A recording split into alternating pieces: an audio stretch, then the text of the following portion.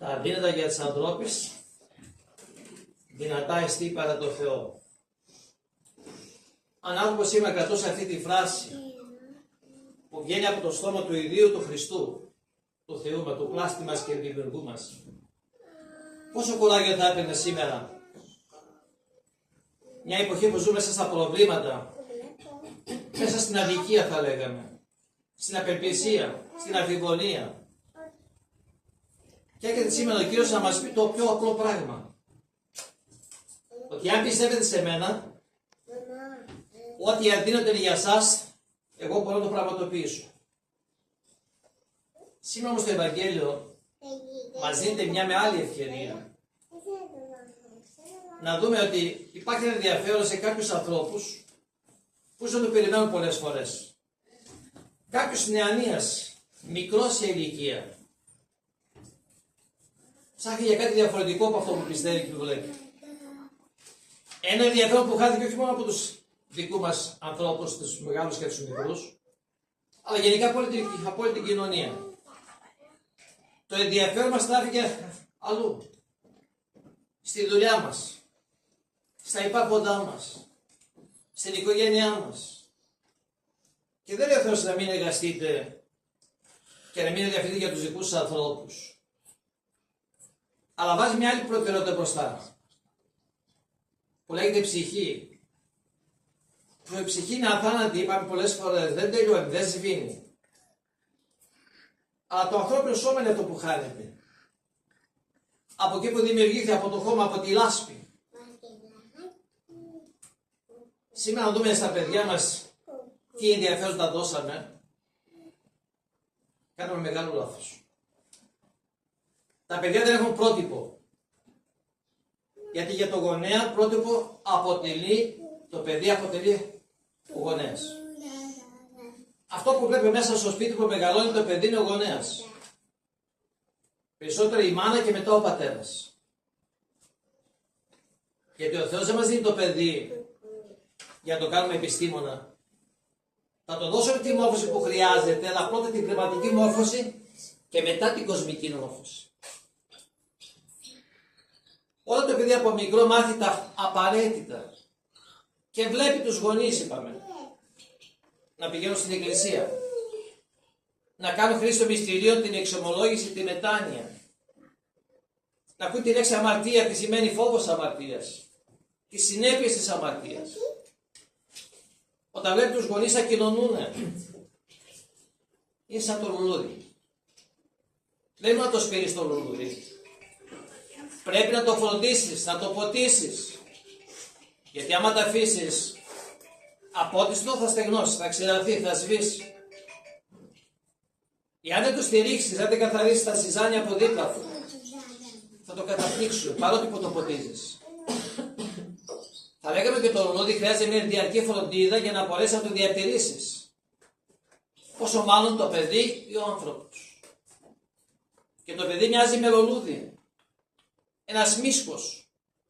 Μια ψυχούλα που τη χάρισε ο Θεός. Γιατί προσφέρεις πάλι στα χέρια του Θεού. Το να κατακτήσει τον κόσμο και να χάσει την ψυχή, δεν έκανες απολύτως τίποτα. Είπαμε δώσαμε στα παιδιά μας λάθος ενδιαφέροντα.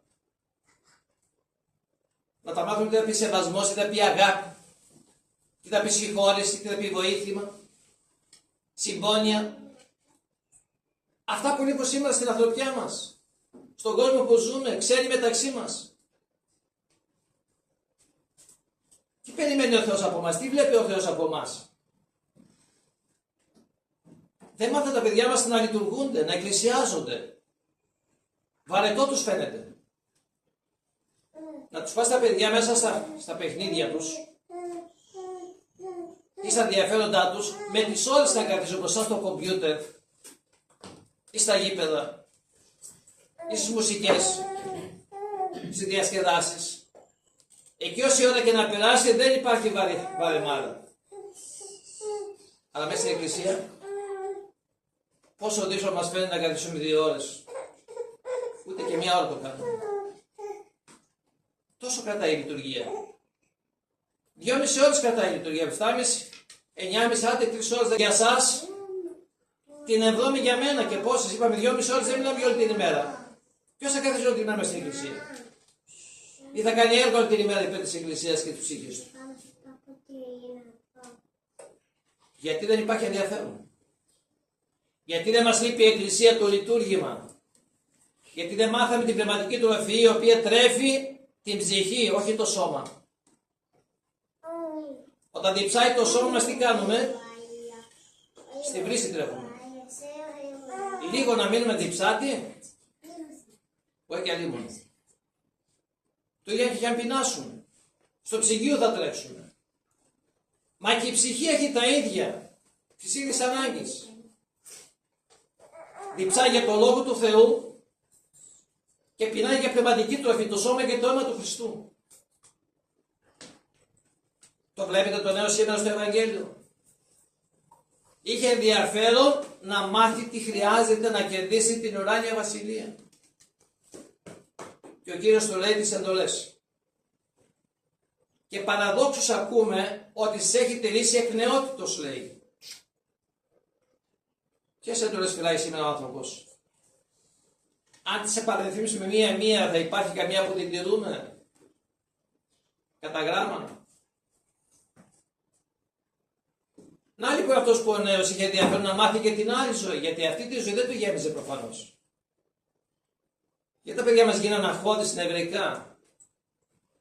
Γιατί τους ενδιαφέρουν μόνο οι ύλη, τίποτα άλλο. Ούτε η δουλειά τους ενδιαφέρει, οι τεμπέληδες θα κάνουν τα παιδιά σας. Δεν υπάρχει ενδιαφέρον τίποτα πάνω τους. Αρκεί να έχουν τον καφέ τους, το χαρτζηλίκι τους και την βόλτα τους.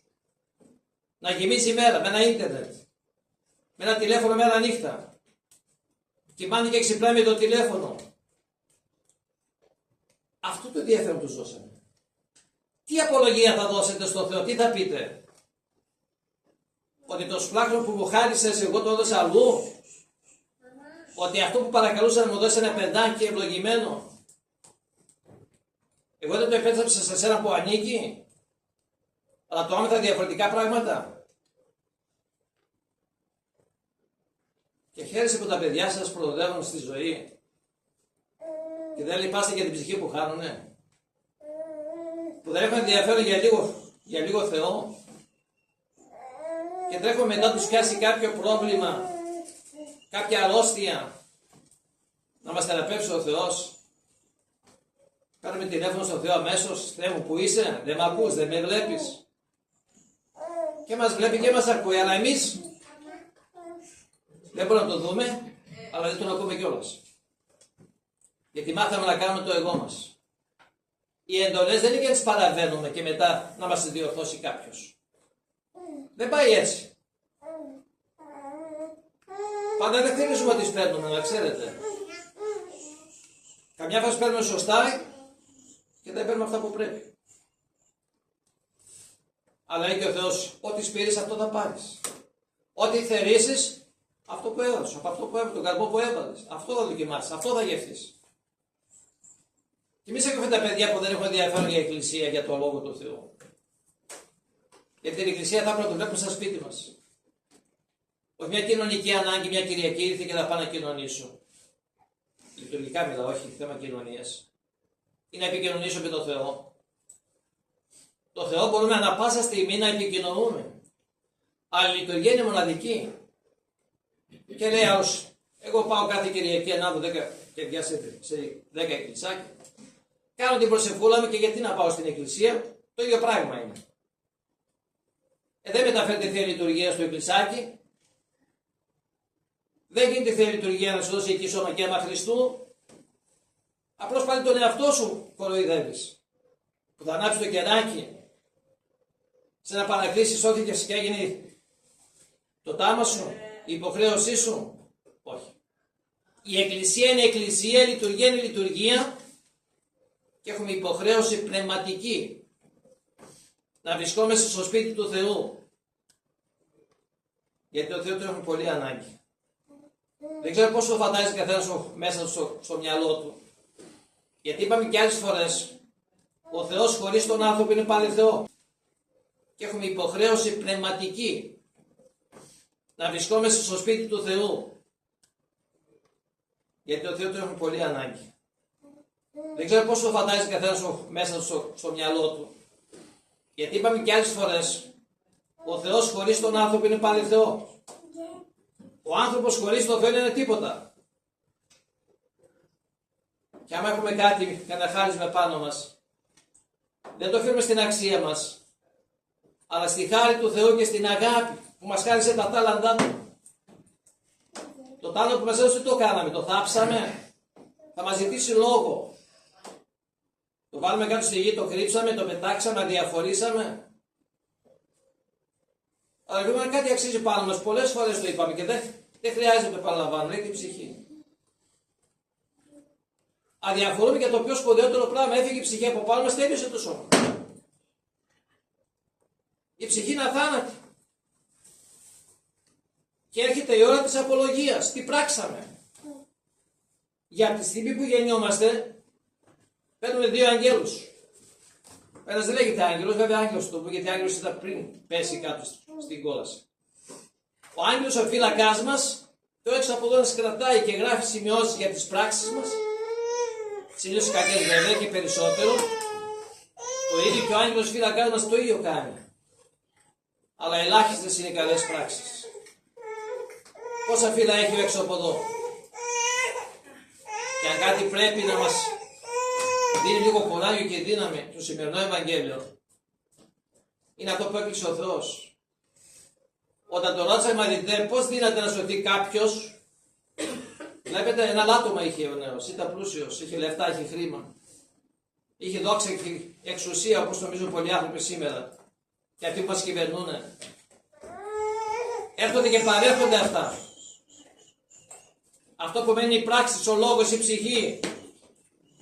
Κανείς δεν πήρε τίποτα μαζί του. Πόσες φορές το είπαμε, δεν χρειάζεται να το επαναλαμβάνουμε. Για πάτε λίγο στα μνήματα. Και αυτοί ζούσαν μεταξύ μας. Και αυτοί πέρασαν πάνω στη ζωή, πάνω στη γη. Έκαναν τέτοια πράγματα. Αλλά δεν πίστευαν ότι κάποια στιγμή θα αναγκαζόταν να αφήσουν τα πάντα γύρω τους και να αποδώσουν τα έργα τους. Πόσο θα ζήσουμε εδώ. Με αρρώστιες, με δυσκολίες, με στεναχώριες, υπάρχει χαρά. Ελάχιστα.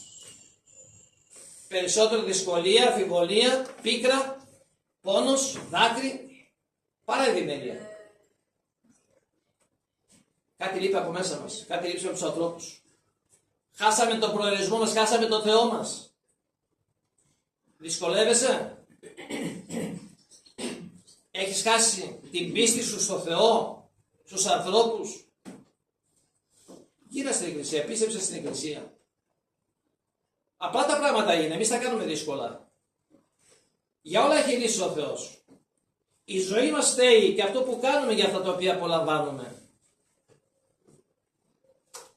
Όταν εμείς λοιπόν από την Εκκλησία, από την προσευχή, στα δρόμια της Εκκλησίας, στην πνευματική ζωή της Εκκλησίας, στα μυστήρια της Εκκλησίας, πώς θα προοδεύσουμε. Και όταν υπάρχει ο εχθρός ο οποίος ενισχύεται από τους αντιπάλους, τους συνανθρώπους μας, από αυτοί που μας μισούν και μας κυνηγούν, ενισχύεται περισσότερο γιατί μας βρίσκει αδύνατους πνευματικά. Όταν η πνευματική μας ζωή δεν συνάπτει με το λόγο, με το έργο της Εκκλησίας, δεν μπορούμε να έχουμε και αποτέλεσμα αυτό που ζητάμε. Αλλά πάντα ο Θεός μας περιμένει και μας δίνει κάτι για να πάρουμε θάρρος και κουράγιο. Οι ίδιοι μαθητές όταν άκουσαν πως πιο εύκολα μπορεί να περάσει μια καμήλα από μια τρύπα της βελόνας παρά ένας πλούσιος να εισέλθει στη βασιλεία του ουρανού και απόρρισαν. Και έρχεται και ο Χριστός και κλείνω με αυτό. Να το κρατήσετε. Θα το χρειαστούμε όλοι μας. Όταν βρισκόμαστε σε δύσκολες στιγμές της ζωής μας. Όταν η απελπισία μας έχει σκεπάσει. Όταν κοντεύουμε να πνιγούμε από τις δυσκολίες της ζωής. Όταν έχει ξεπεράσει ο κόσμος την οργή, το επάνω μας, συκοφαντίες και οτιδήποτε άλλο. Θυμηθείτε τη φράση που είπε σήμερα το Ευαγγέλιο. Ότι αδύνατο για τον κόσμο, δυνατό είστε παρά το Θεό. Ο Θεός με θυμών και ο δίσκακημα βοήθειά μας.